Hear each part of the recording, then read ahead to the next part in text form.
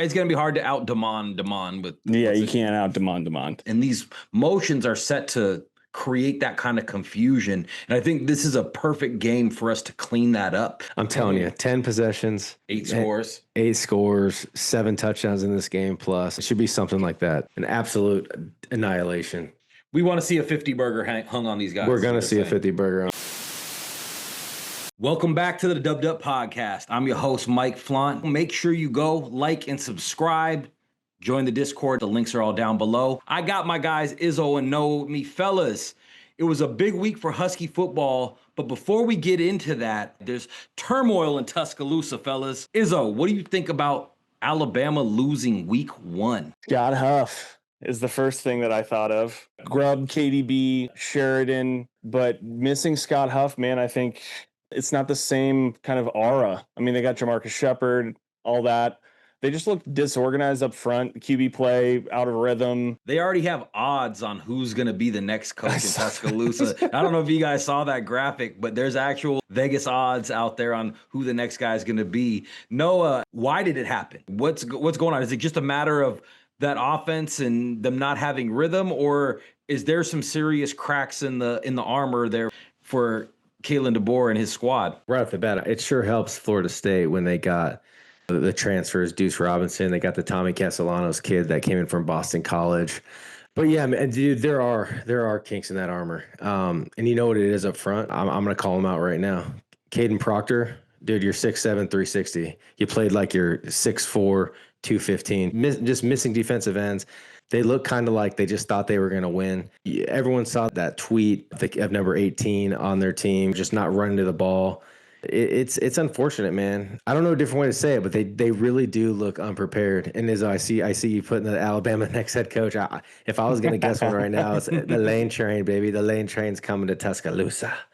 3 of the 4 best players in that game were all UW players that transferred with those guys. Jeremy Bernard, Josh Cuevas, Parker Brailsford. Parker continually is setting himself up to be a high draft pick. Last thing I'll say on it is this. You guys had a whole offseason to find a quarterback, and you found Ty Simpson?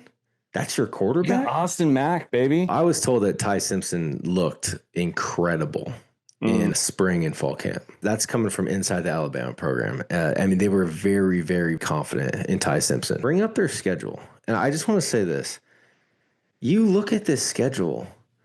Louisiana, Monroe, dub. Wisconsin, dub. At Georgia. Not winning that. Man, that's tough. Vanderbilt, you're probably winning that one. At Missouri, you probably win that game. So look, what are you right now? 1-1, 2-1. You're 4-2. 2-2, 4-2 going into Tennessee. The way Tennessee played this week is at 4-3. At South Carolina. Not winning that. No shot. You got LSU, Oklahoma, and then at Auburn. They might have 4 or 5 losses this year. They have 4 or 5 losses. Kalen DeBoer won't be back. No shot. Simple. He's not going to make it to. He won't make it to the Oklahoma game if they have that many losses. I mean, I'm being serious. There's a chance they get beat by LSU. I mean, man, I'm telling you, dude. No, I think on your tweet, the one that you quote tweeted with the odds there of the other coaches, you got Jamarcus Shepard on there at 5. Oh, wow. I wonder.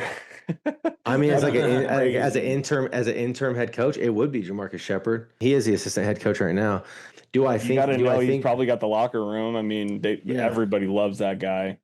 Yeah, I mean, does he have the chops, right? To and I don't mean chops like actual can he do the job, but will Greg Burns, the athletic director, does he actually say, yeah, we'll keep him around after just 2 or 3, 4 games? There's just no shot the boosters would be okay with that, just because he doesn't have prior head coaching jobs and roles. You look at that, Tommy Reese, Glenn Schumann.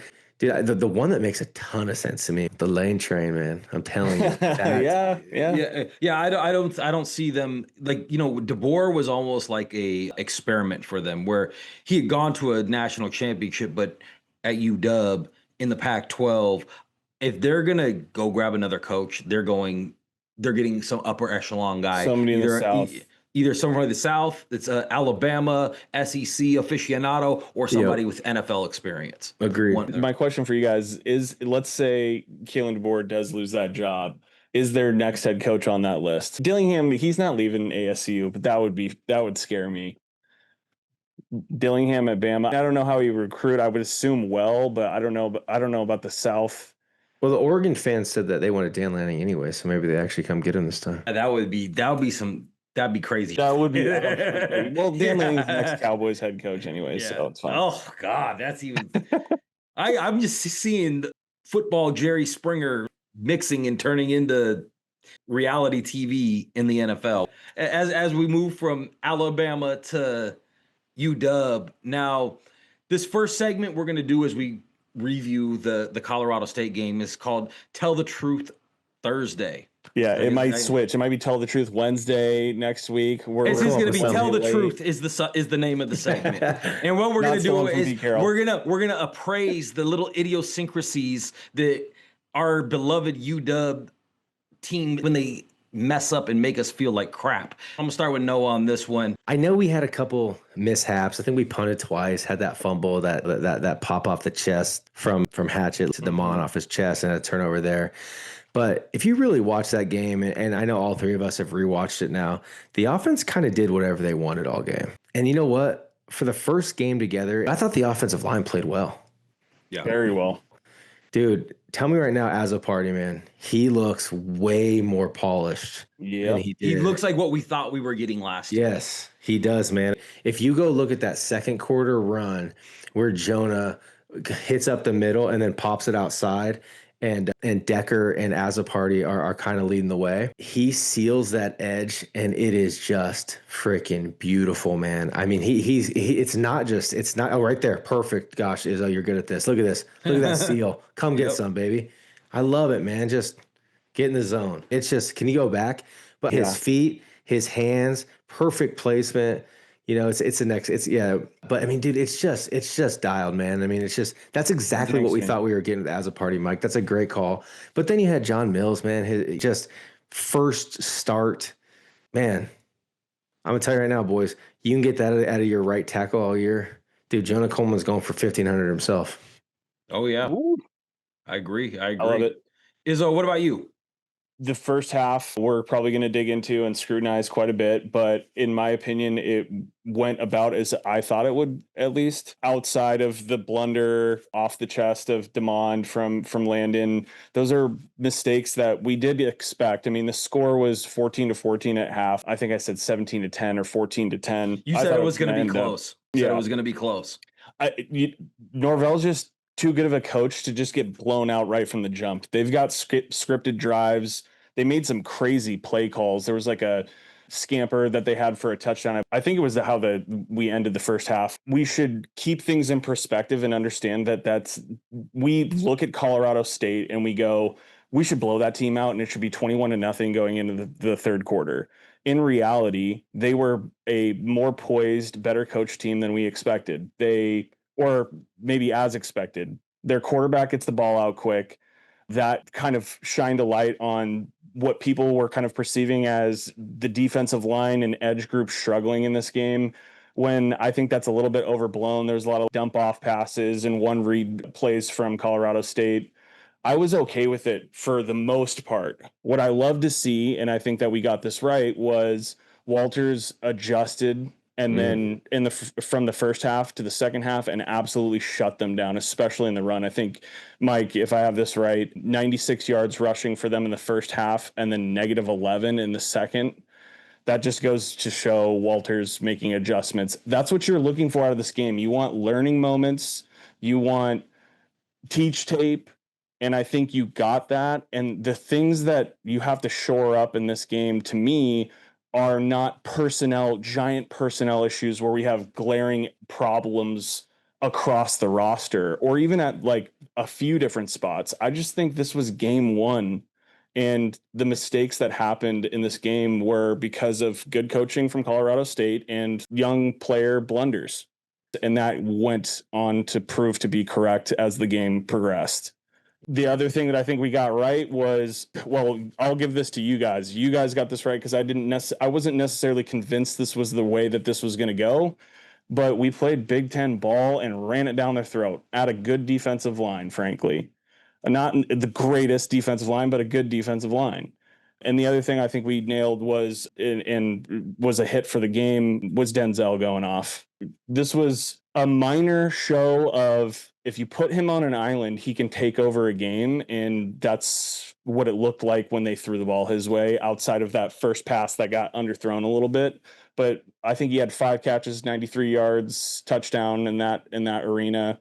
That touchdown was amazing, by the way. He What looks a the part, catch. man. Looks like a round 1 wide receiver, round 2. He won't be here next year. I think you're absolutely right. I think those are the really good things to take away. We already said the line and how the line played. Like, it was night and day different than it was last year. We know Denzel is who we thought he was. Jonah is who we thought he was. Damon is who we thought he was. And those are things that I think were really good to take from game 1. And I think they're things that are gonna that we can actually build upon, because we did have some certain issues, even though guys like Takario looked like Takario Davis. Like, he played how we want our star corner to play.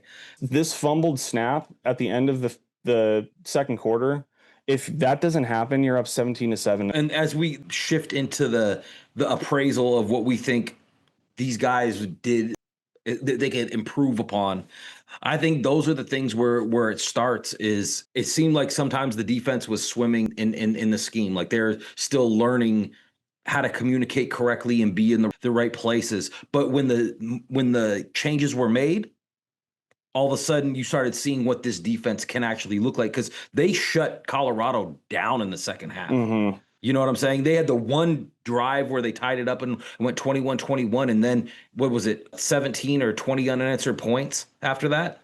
Right. I want to say this really quick before we get into areas of improvement. I want to say this. One thing that we talked about was, dude, they're going to try, especially on defense, Colorado says they're going to throw the kitchen sink at us. Do you remember, when you watch this game, there was multiple times they had 7, 8 guys in the box just trying to confuse the hell out of Damon Williams. And that was Jay Norvell, like we talked about in the podcast. They're trying to flip this game over to say, can we get some turnovers? How do we stay in this game? We're going to need that if we're going to stay anywhere close in this game. And you even heard, like, the offensive coaches, Jimmy Doherty talked about this. We were looking for film as far back as like Jay Norvell in Nevada, trying to figure out what is this team going to do, because they have this air raid type defense, air raid type offense, but they've been just running the hell out of the ball. So they're really trying to understand, what are we doing here? So you saw on offense, we didn't know what they were doing. We look at defense, we were really struggling to kind of figure out what to do. Once we realized kind of what they were doing, you saw the second half. And you know what? Sometimes early in game 1s, especially with transfers, that they had a huge transfer inflow on this team, dude, we didn't really know what they had. Once our boys settled down, didn't stop making the mistakes, you saw the second half, and that's kind of what we got with that game. So just to button this part up, and then we can go to misses and whatnot. This is a crazy play call. They have no timeouts. They're at 2nd and 7 on our 15, 17 seconds left, and they run it to the right with trips at the bottom of the screen. Like, that's a nuts play call. And that was a terrible tackle by. Are you saying because if you get tackled in bounds, you don't have enough time to make another play? Well, yeah, you have to run up and spike it, and then you're looking probably at 14-10, and this is, like I said, if the fumble doesn't happen with Landon snapping the ball when the ball wasn't ready, like this drive doesn't exist. The score swing on that is +3 us or +7 us minus a touchdown them. That's a 10 to 14 point swing in a game that we won by 3 scores. Dude, this is a 8-9 win team, maybe more. I really think in the end, this team could win the Mountain West. And I'm not just saying that. If you kind of look at what UNLV's looked like this first couple of weeks, San Diego State, Boise State, I mean, dude, this team could win the Mountain West, man. That Braden Fowler Nicolosi kid, I'm not saying, dude, he's probably not an NFL quarterback, but he has 25, 26 starts under his belt. This was a good test for UW, man. Well, getting the ball out, I'll tell you what, getting the ball out in like 2.1 something seconds. I saw some crazy stat online. I was like, wow. The stat I saw that was comparing it to like Tua, and it was almost a whole second quicker than Tua gets the ball out.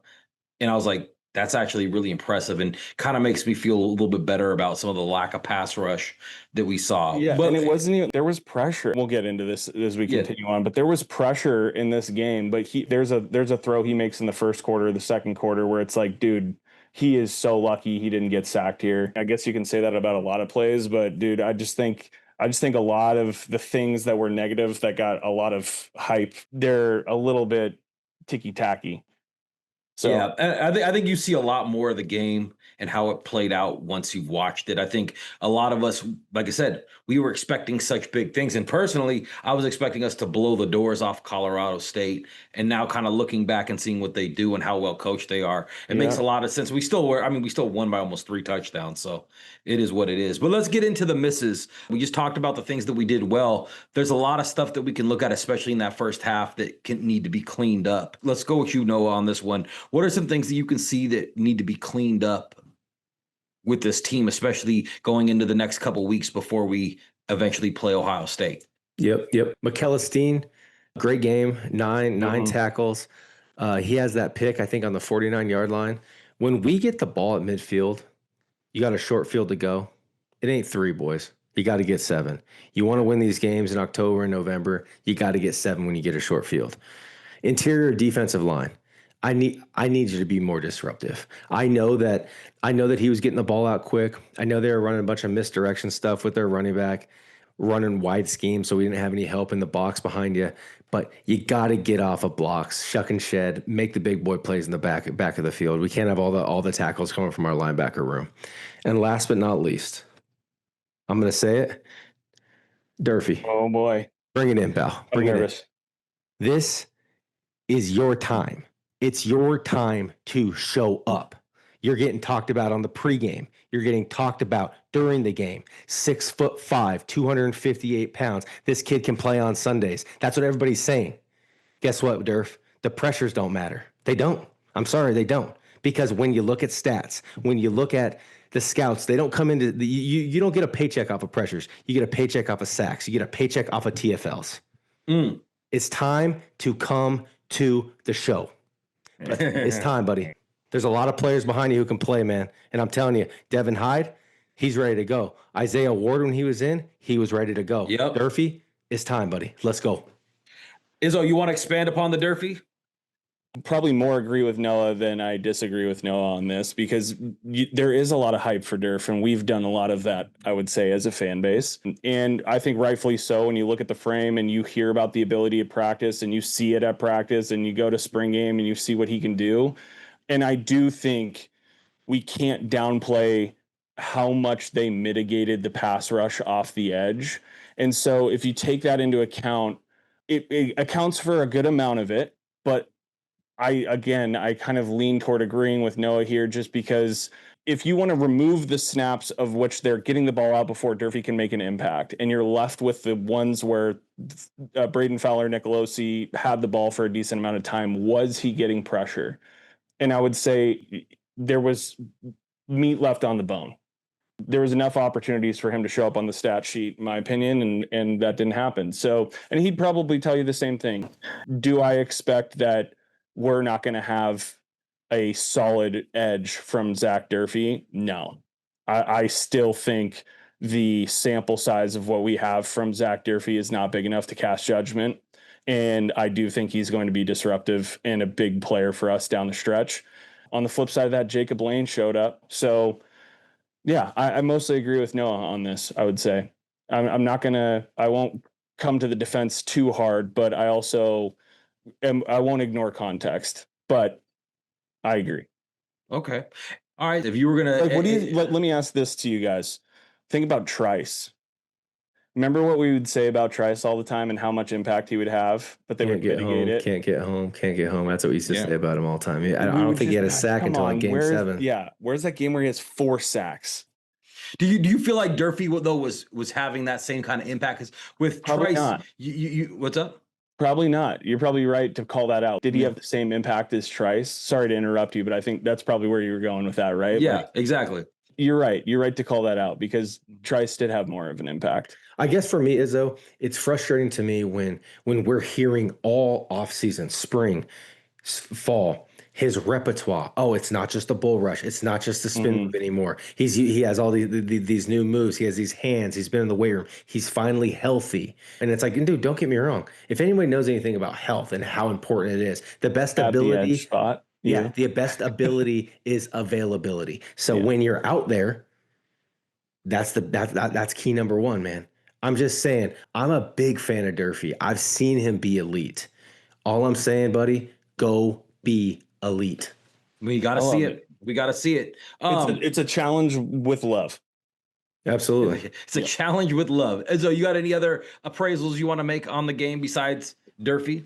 In terms of misses, I would say for us, right, I think we got Jonah's impact down. I don't think that was crazy for us. I think we thought that maybe there would be more of a split with Adam and he would go off and be like a stat sheet stuffer to a degree in this game, especially given the number of snaps he was in the game. But I don't think that they're calling on him for having a 100-yard rush game.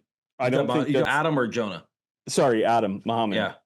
You know, Muhammad actually technically had not 100 yards rushing, but had over 100 total yards of offense. I did not. Between kick returns, pass, and rushing, he went over 100 yards. I like him at the nice kick call, return Mike. spot. Yeah, I do. But yeah, really quick on that. How would you like to see that dude come at 20 yards, just get a 20-yard head start, and now you got to run down and tackle that dude? Not interested. I'm good, man. I played football like 25 years ago.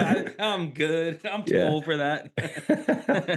So other than that, I mean, we highlighted the defensive line edge. I think it was a little bit jaded, but you still want to see more, especially how much we hyped them in this game. I don't think we realized how much they would be mitigating that in their game scheme against us, but it didn't result in enough points to be competitive in this game in the long run. Don't forget, we outgained this team by almost 250 yards, and that they don't bring enough of a scheme of getting the ball out in 2 seconds or whatever it was to mitigate how much pressure we're going to put on them on offense. So despite our calls being, I think where we kind of in the middle of our predictions was probably like 42 to 13, 42-14, I think was probably in the range of what we were trying to guess.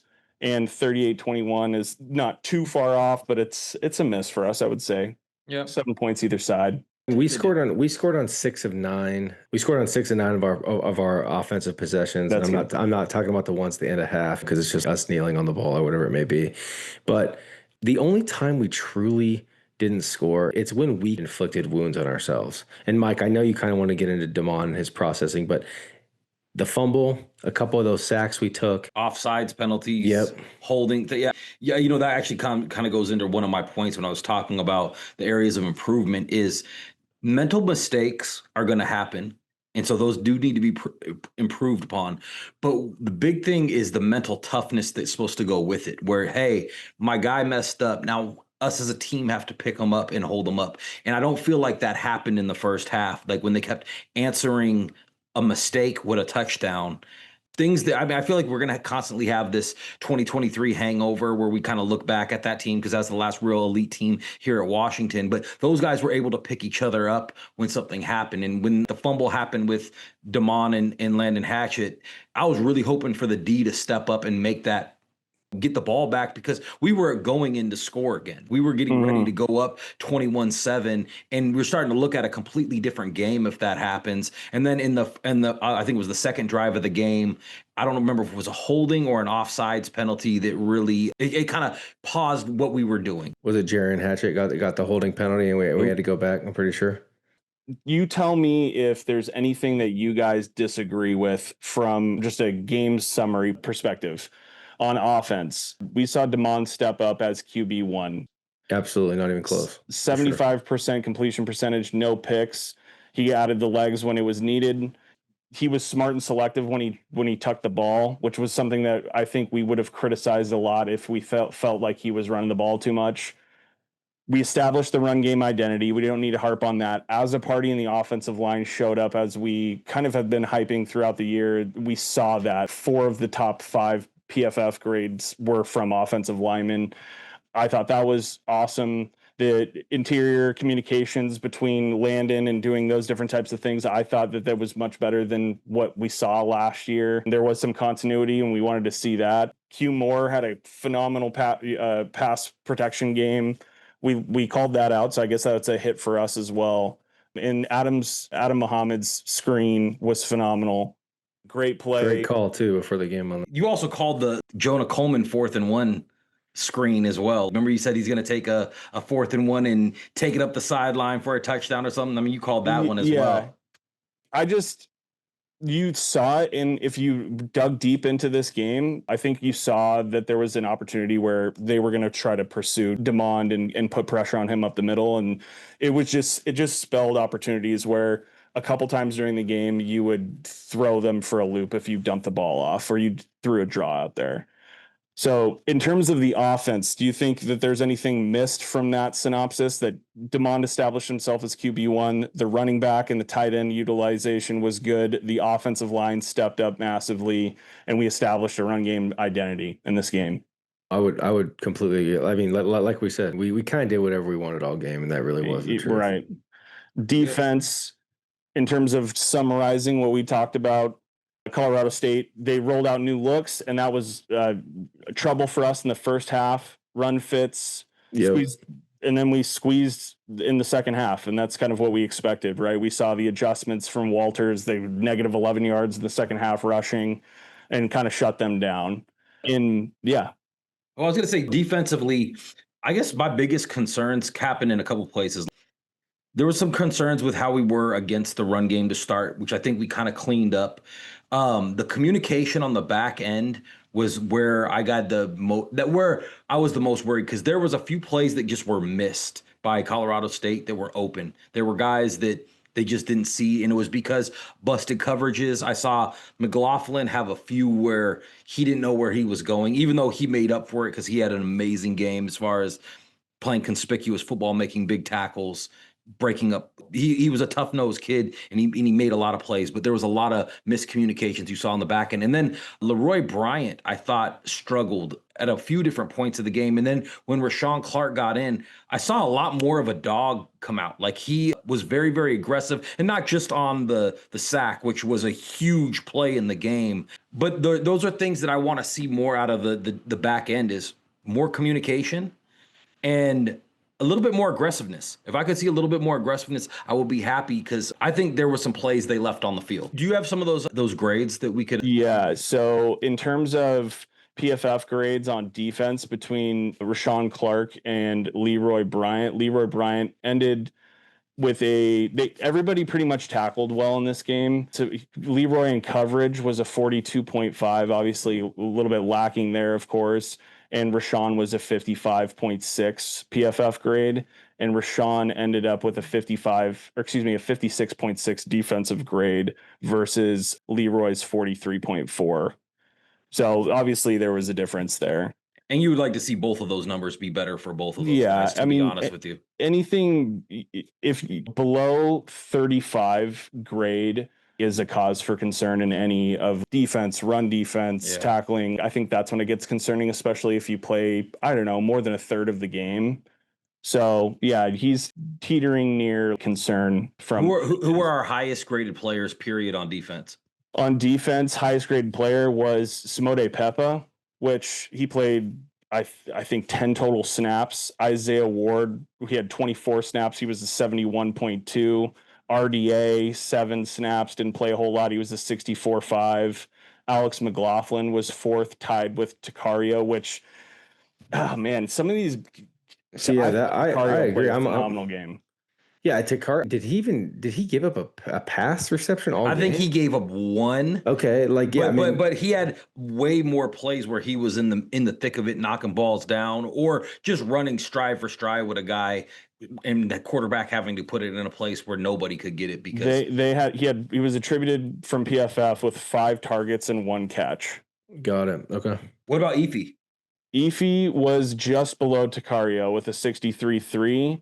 That's got to be a call out that we should feel pretty good about. He had 2 targets during the game and 1 reception. Yo, by the way, and Izzo, you showed the play right before you jumped over to this screen on the highlights. If you go back, it's when their big tight end makes that touchdown catch. Yeah. But you see Efi going, what is going on? Because they were lined up. They were lined up in a bad formation that should have been called a penalty. And Ephesians is yelling at the referee or yelling at somebody. You can't line up like that. Can't and the guy runs right. They score a touchdown on it. Stein called that out in the Discord earlier. Yeah, it was an illegal formation. It was. Yep.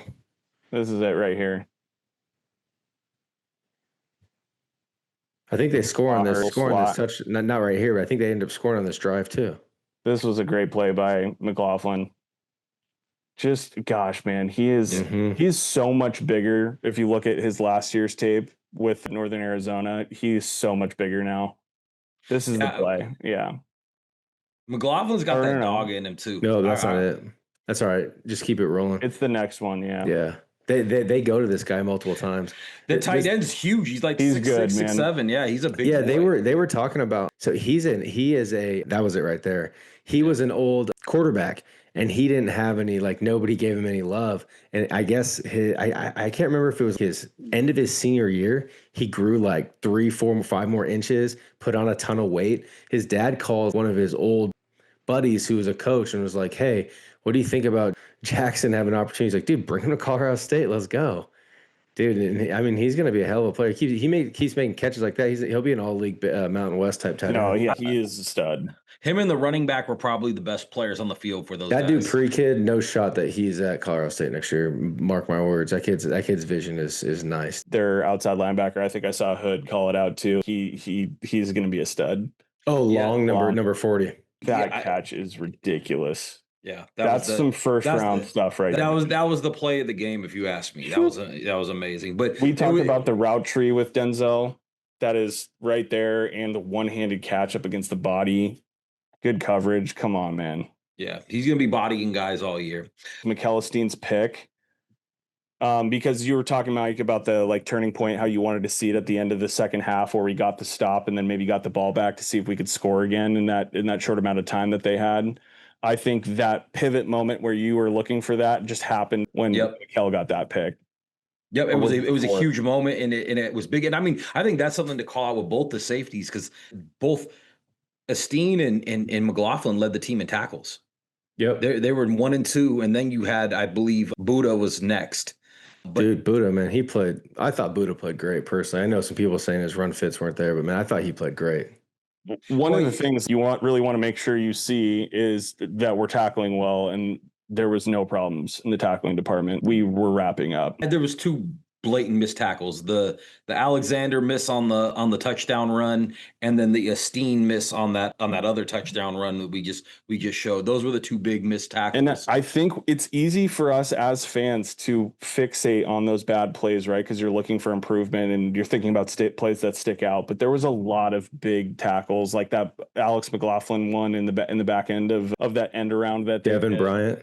Yep, and then Buddha had one in the backfield as well that was a huge. It stopped a drive. Dude, that's the big play that stood out to me, Mike. I think it was the second quarter. I said here, I loved him making plays in the backfield, scraping over the top and really setting the tone for multiple tackle for losses. And I know I just sat here and crapped all over Durfee. But Durfee's the one who set that play up. We had 2 pulling guards come down, and Durfee came in, just cleaned up both those guards, and you see Buddha just come right over, scrape over the top, boom, hit that guy in the backfield, and completely set the tone to end that drive. Him and Lane are really good in those roles, man. Yep. Like setting Lane. I think Lane is one of those guys that you got to really talk about too, because chomping at the bit, man. Yeah, he was great playing contain. There were a couple plays where he didn't have contained, but I don't think it cost them as big as it could have. But the plays that he made were gigantic because there was nobody else out there, and he made the play. If it wasn't a TFL, it was a 1 or 2 yard game, and that was exactly what we need. We need guys to keep the play inside, corral them back in, and I thought Lane did a really, really good job of that. He was playing very, very aggressively. I'm laughing at that play. Yeah, because Buddha comes running up from out of nowhere. That was the worst play call. This punt. Oh, the punt pass, whatever it was. Hey, really quick, can you go back to that last play at the very end? Dude, look how many purple jerseys are standing over that Tucker guy as he tackles him. I know. I saw that picture too. Dude, brutal. Like 8 guys standing over top of him. He's like, please stop. All right. The last thing, just to wrap this up, I wanted to make sure we called out the Esteen pick because that was a big turning point in the game, as well as that botched punt pass thing that they did. I want to just say this about the pass rush: 15 pressures. getting the ball out in 2 seconds. That's just going to account for a game with not a whole lot of pass rush stats. And I'm not ready to be super concerned about the pass rush yet, knowing what we have on the defensive line. I will say that. No, and I think hopefully we feel a lot better after next We week. should, as we dovetail. Can I give a quick shout out to before we get into the UC Davis preview? Yeah. I want to give a shout out to the tight ends and the wide receiver units, man.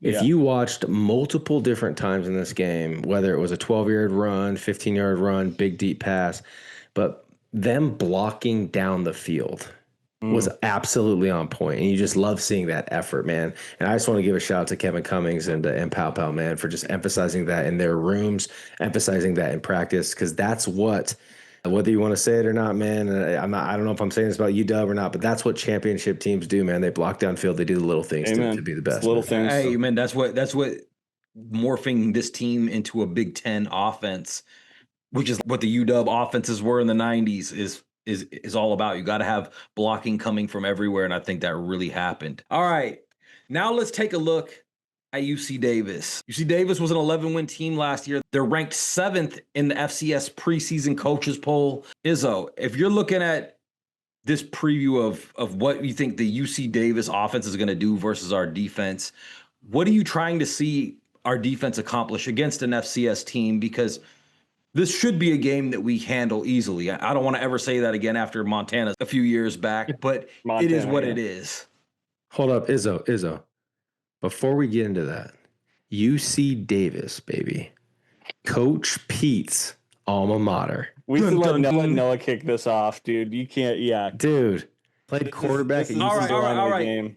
As we get into UC Davis, Noah, you kick us off. Dude, okay, I will. I'm just saying, I mean, dude, Coach Pete's alma mater. If you guys remember Cam Cleland, part of the voice of the Huskies, with Tony Castricone, his son Royce, who used to be a dog, is down there now. The two deeps. Yeah, back in the two deeps.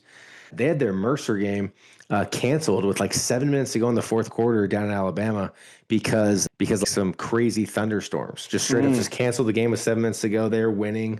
Kind of a dirty game for them because that was number 7 versus number 11. They were winning.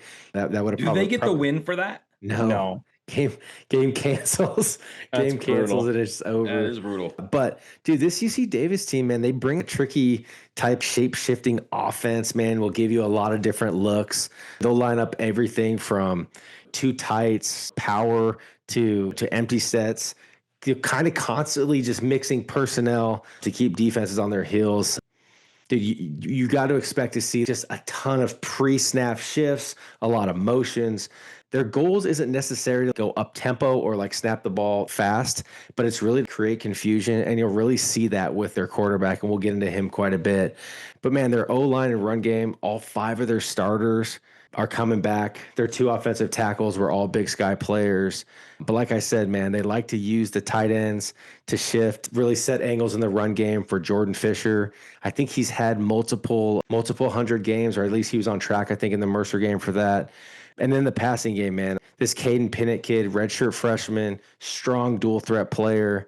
Dude, he can run. I mean, he can run a little bit. It's hard to really see, is he fast or FCS fast? Because they've only played Mercer. They've played Utah Tech. I'm telling you, man, this kid can get up and go. I think he had 62 rushing yards against Utah Tech. He can get outside of the pocket. Yeah, he can get out. He's a riverboat gambler, man. He wants to make you pay. If you can kind of get him out, put some pressure on him, though, I think we can get multiple interceptions. But that's just kind of quick down and dirty on what we should see on Saturday. So when you're seeing you said a lot of pre-snap motion. Is this kind of reminiscent of like what we saw with Kalen DeBoer, where he was moving guys around trying to get the matchups that he wants? So I think it's matchups. I think also it's pretty simple. I think they want to see, are we in a man or are we in the zone? And then maybe they've given this Caden Pinnett kid, maybe they get to the line. He has multiple options to run a certain play depending on what he sees. So you'll see them run motion. I'm talking 3 different times. They'll go left, they'll go right. This guy will go set. Then they'll bring a different guy, put him in motion. They're just really trying to create confusion. And in all honesty, this team doesn't have the talent. This team doesn't have the horses. But I'll tell you what, I mean, this coach, he's going to see what Ryan Walters is about up quick and be like, how quick can you really see what our offense is trying to do? Yeah. Okay. I think this is the, like, what you may have gone into Colorado State thinking if you didn't watch our preview or whatever. You just wanted to, you listened to it, but you're like, we'll see what happens. And you expected us to come out and boat race a team. That's probably what's going to happen here. Maybe they try to copy what Norvell did and really change everything up and get the ball out really quick and do one read, but I don't know if they have the receivers to do that. They have one receiver that showed up on tape, but again, it's really that's hard. that's that Batu kid. Yeah, Yep. It's really hard. I think number 8. Yeah, Yep. it's really hard to tell against Utah Tech film and Mercer film what really speed looks like. Do I think this quarterback is a whole lot faster than a bunch of the quarterbacks that we're going to play against? When we talk about like Nico and these different running style quarterbacks who have that in their repertoire, no. I think some of the speed that shows up on that film is the guys around him too. They do have some speed at receiver. I will say that. Some actual speed where he's just blowing past everybody and against Utah Tech, but they barely won that game. They were down pretty big in that game. Long story long, they do have some pieces on offense, but that offensive line, man, they just look so bad. Deep into that game, they looked terrible, and that's part of the reason why he had to bounce outside and show his legs a lot. Which is interesting to think about, right? Because it's like I said, they have all 5 returning starters on their O line. Do you think, Izzo, this is a game where maybe some, like you're saying, where you should see some stat stuff in a little bit? I'm going to see if I can't pull up some of that film from their game last week, or maybe I shouldn't. I don't know what's going to get flagged and what's not, but it's atrocious. It was definitely times it was rough to watch. But you know what I think is actually a very interesting perspective on how we can look at this. When we talk about the pre-snap motions and all these different things and different looks they're going to show us, and then you think about what we struggled in last week, it was getting the right guys, guarding the right guys at the right times and making the correct reads. And these motions are set to create that kind of confusion. And I think this is a perfect game for us to clean that up because they're going to challenge us and we're going to be able to have, we're going to also have that ability to make it up on the physical end where if somebody screws up, they might be fast enough to not have to worry about catching a guy that they didn't have, you know what I'm saying? They might be able to let their athleticism make up for a blunder, but I think it puts a lot on tape for us to watch. And then I think guys like Isaiah Ward are going to eat in this game. They're kind of built for this kind of a think game. Your Lanes and your Durfees honestly really match up well in this game. If you're talking about controlling motion, outside runs, if they're going to try to bounce things outside or create misdirection with the eyes.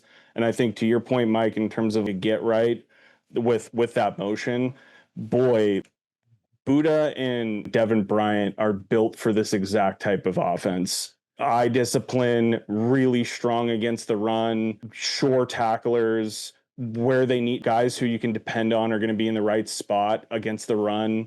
Like that, this is their time. This is a game where they can really show out. I don't want to see this team rush for more than 40, 50 yards, and I'm not kidding you. Yeah, I agree. Like, this is a game where the interior defensive line, the front 7 in general, should just shut these dudes down. I mean, they're 304 across the front. They're just not athletic, man. I'm sorry, they're just not that good. I know this is... They just don't have the same guys, and this is where you should come out of this game where with multiple play, tackle for losses, sacking. The sacks honestly might not come, so don't get crazy upset about the sacks. And the reason why I say that is they're just not going to drop back a ton. They're going to have to drop back to keep in the game, but they're going to try to get the ball out quick. I mean, they know they don't have the horses up front to really slow down our front 7, so they got to get the ball out quick. This Pennant kid's going to get outside, so. We should see some turnovers then. Yeah, we should. I would say, I think for the exact reason that you just highlighted, we are going to see a lot of sacks because I think they have no answer at all for Jonah, no answer at all for Denzel. And so I think we go up big and they do have to rely on the pass a lot. And I think for the sheer amount that they're going to be on the field trying to pass the football, trying to play catch up, like we are going to see some sacks. Okay. So you think we're going to get a lot more than 9 possessions? Yeah. What did I tell you on the phone before the podcast? What's that? I said if we have 10 possessions, If we have Yeah. 10 possessions, we should score in 8 or more. Yeah, it should be. And yeah, that's the kind of overlap I see when I watch this Mercer and this Utah Tech game versus UC Davis. Yeah. Is we should score 80% of the time we have the ball. I think where they have the ability to get some chunk plays are their speedy wide receivers, but they're going to have to get really creative, and they can't do it all game. If you look at a couple of these plays, they have some shifty receivers, but it's just they don't have the size. Efi and Takario should be pushing these guys around. I just don't see it. And and he's not getting the ball out in 2.1 seconds. And you might see a guy like Devin Bryant coming off the edge, because I saw a bunch of that during the Colorado State game. And those speed guys like that I think are primed to have big days chasing down this quarterback. Dude, yeah. Devin Bryant saw more talent in the Trinity League in high school. You heard it here first. Yeah. I'm telling you. He did when he was at Bosco. I'm telling you, dude, I'm sorry, man. I know this team's number 7 in the FCS, but there's no excuses in this game. I don't even want to hear it. Just go pound these guys. It should be like we'll save our score predictions, but it should be a lot to a little and early. Yep. It's not going to be a close first half. To kind of like wrap up this initial piece of the UC Davis thing, because there's not a whole lot to break down in this game outside of what Noah talked about with their scheme and their quarterback's ability to get outside the pocket. You want to see Durfee and Lane keep contain early and then just blow this thing up and get a bunch of sacks as the game continues, and that interior defensive line pattern match cleanly from the nickel and safety. They're going to have a lot of looks and a lot of that misdirection. And so you're going to get, this is another, we're talking about a different type of offense. This tests our defense in a different area where it's like eye discipline, which is not a huge thing in the previous game. So if there's these early first 3 games, and I'll include Wazoo because I think we're way better in Wazoo, you want to see us learn, make adjustments so that you can bring that into the Big Ten. And I think eye discipline on defense is going to be the big thing for us to come away from this game with. I think Jonah early, Denzel when they adjust to Jonah and bring up a heavy front. And then maybe you see some Omari Evans in this game if he's coming off this injury. See some of these secondary wide receivers like Raiden Vinesbright really show out and get some pass looks here. Yep. So I think you're right, because when we get into the Big Ten play, we're not going to see this kind of stuff. We're not going to see what we saw against Colorado State. We're not going to see these crazy spread concepts. But I think these are going to be what get the communication part of that back end correct. Like they're going to get right in these games. So when we do get to those games, it's going to be a lot easier for them as far as the communication part goes. Now, the physical part is going to be different, but this part, the mental part, was where we saw the breakdowns against Colorado, and I think this is a perfect place to get right. Now, we kind of dove into what we think the defense is going to do because we thought the defense had some struggles last week. If we look at the offense against this UC Davis defense, I don't see UC Davis's defense being able to do much at all. I mean, do you think you're going to see Jonah Coleman after the first half? I think the only test that we're going to see is when they stack the box against Jonah, because him and Adam Muhammad are going off so much. I think it's going to be simple football math on the offense versus their defense piece. I don't know if Noah, if you have any difference of thought there, but we're so far ahead of them in every regard on the offensive side of the ball versus their defense that I don't see any challenges really here. I think that they will try to put a ton of pressure on Damon just because they're like, okay, what is the thing with Damon that we know that he is? We know he's fast, but they know he's young. So they'll try to show him multiple looks. At the end of the day, man, I would like to see Jonah come in to answer your question, Mike, for the first drive of the third quarter and be done. I think Adam Muhammad should get 15 carries, 18 carries. I hope Jordan Washington. There we go. That's where I was about to go. And I think Jordan Washington in a game like this, no joke, bro, you want to see his speed? Dude, watch him bust a 60-yard touchdown run. Let UC Davis, like Izzo's saying, they'll have to commit some numbers to the box to slow us down. And that's when you just start popping them over the top. And then I'm telling you, 10 possessions, 8 scores, 7 touchdowns in this game plus. It should be something like that. An absolute annihilation. We want to see a 50 burger hung on these guys. We're going to see a 50 burger on them. Yeah, I think so. Unless right, we just totally pull it in the reins and we're maybe playing injury mitigation ball where we are just playing the second and third guy, maybe third guys, and we're just pulling off. Dude, once those safeties start creeping down to help in the box, man, it's bombs away. Most of our three deeps would start there easily.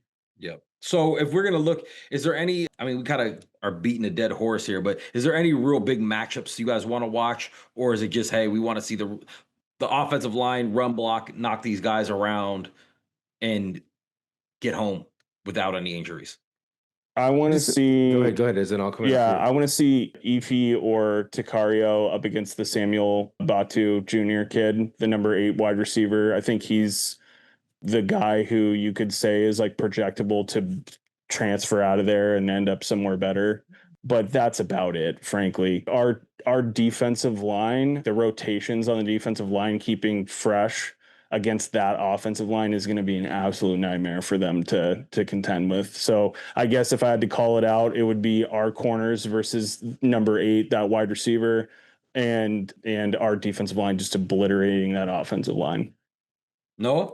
Yeah, the matchup I want to see, and it's pretty simple, man. I kind of already said it, is if they have these two all Big Sky offensive tackles, well, let's see what Durfee, Isaiah Ward, Devin Hyde, and Jacob Lane can do against these guys. I don't. Yeah, that's the matchup I'll be watching. And then they got their biggest player on their front five on their offensive lines, their center. I think he's 6'5", 6'6", 340. 320, oh, I'm wow. sorry, 320, 325, something like that. But he's their biggest guy by far. And let's see what he can do versus Peppa and Davis and Ontario Thompson. Sagapalu. Good luck. Sagapalu. Love it. Okay. I will say this too, just to wrap this piece up, and I don't know how much more we have to talk about this game, but we practice against Demond all the time. And so if they want to do some crazy stuff worth getting the quarterback outside of the pocket, we face a much faster dual threat quarterback every single day. Yeah, it's going to be hard. It's going to be hard to out Demond with. Yeah, you can't out Demond. As we move forward, what are going to be some player predictions and score predictions? Noah, why don't you start with this one? All right, I'm going to go player predictions first. I think Buddha has another monster game. I think 10 tackles. I think 10 tackles, 2-3 tackle for losses on the defense. He's kind of my player there. And then just something spicy. I think Takario Davis gets his first sack. Gets his first sack. And then on the offensive side of the ball, I'm going to stick with my man, Jay Wash, man. I think he's going to go for 75 plus, maybe on 6 or 7, 8 carries. I think he has a nice night and put some real stuff on tape. I'll let you do your players first before we get into the prediction. Players is going to be hard for this one because, like we keep talking about, I expect us to pull a lot of guys right from during this game. I'll go Denzel 120 and a touchdown inside the first 2.5 quarters, and then they yank him, get his stats, and then pull him. I think Demond, similar type of thing, 3 touchdowns in the first 2.5 quarters, 1 with his feet, 2 through the air. And then I think they start to spread the ball out. I'll go Omari and Raiden Vinesbright combined for over 150 yards in this game. Ooh, I like it. Yeah. What if Omari doesn't play? Can we put Roebuck in there? Yes. Yeah, absolutely. How about this? How about Roebuck, Vinesbright, and Omari combined for 200 plus? Ooh. Who's throwing the ball, though? Kai Horton is going to get that. Kai Horton's got 375 yards passing. Yeah. The big Kai Horton game. Okay.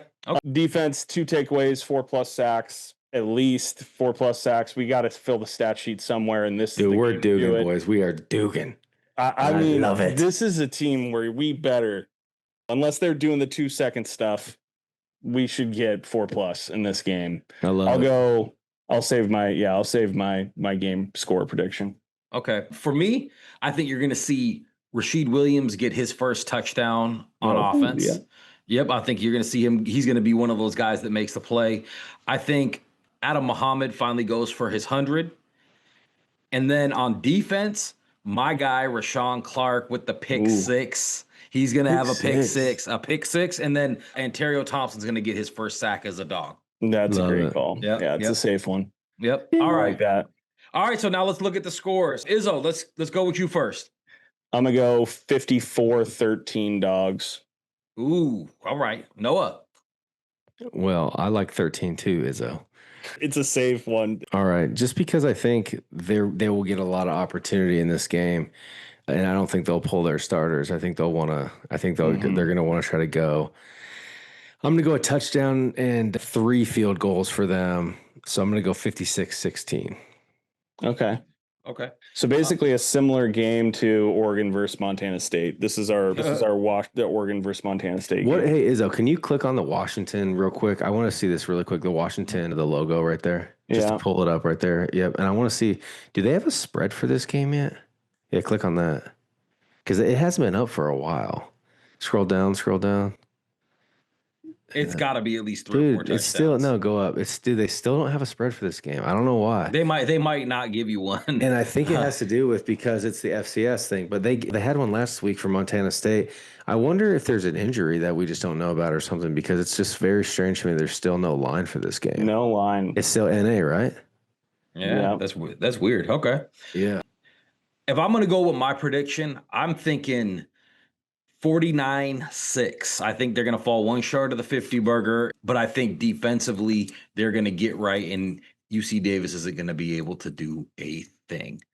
Now, make sure you guys go hit that like button, subscribe, comment, and make sure if you're going to do anything after this podcast, make sure you go sign up for the Discord. It is the best place for any Husky information anywhere on the internet. We got over 2,900 strong. It's free to join for a small fee. You can be part of the VIP. And when I'm talking about getting information first, the VIP room is crowdsourced information. So it's not just coming from one person. So you get things a week, 2 weeks, 3 weeks before it ever hits Twitter or ever hits any of the news outlets. So go hit that button and join the Discord today.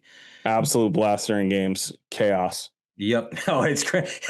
you either think we're all going to heaven or the world's ending. It's a lot of fun. There's no middle takes. I wish I could say it's controlled chaos, but it's literally not controlled at all. It's chaos. Also, make sure you guys tune in next week, because we're gonna be taking a look forward at Wazoo, and there's nothing like the Apple Cup. Dogs and cats hate each other, and we're dogs. We dislike them cats. So, hey, before we jump, I want to say this. So we got the bye week next week, and then we play Wazoo the week after. So I want to do something fun. Let's see if we get any sort of feedback here. If we were gonna pod next week and not have, maybe we'll do the review of the UC Davis game, but instead of maybe doing the preview, what is something that maybe fans would want us to do? Go over predictions, talk about maybe just the top 25, look at some of those games. If we don't get into a preview for the Apple Cup until the week following, is there like a segment or 2 or 3, something fun just to kind of to light it up? That's a good call. That's a good call. Make sure you guys leave that down in the comments. Anything you guys want us to cover in the bye week between UC Davis and Wazoo, let us know, because we will definitely take it to heart, and we will add it to the agenda, study it, talk about it, all that kind of good stuff. All right, fellas, anything else you guys want to get into, or are we calling this a pod? Man, let's call it a pod. Call it, baby. All right, you guys, make sure you tune in next week regardless. And like always, it's go dogs.